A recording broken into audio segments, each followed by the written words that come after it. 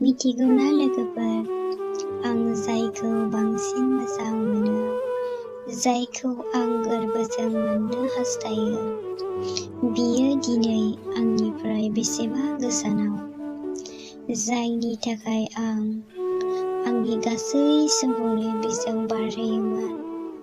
आंनि फरायनाय सम, आंनि खामानि मावनाय सम, आंनि रंजानाय समखौ आलो दैलो बारहोयोमोन, नाथाय बिहा आंनि थाखाय समानो गैया।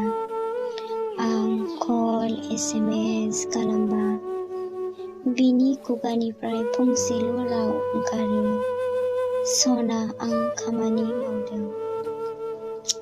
नाथाय खामानि मावनाय मानसिया WhatsApp, Facebook, अनलाइन थायो। बेबादिनो बियो सानसे आंखौ नेवसिलाङो, बान्था महरै होलाङो।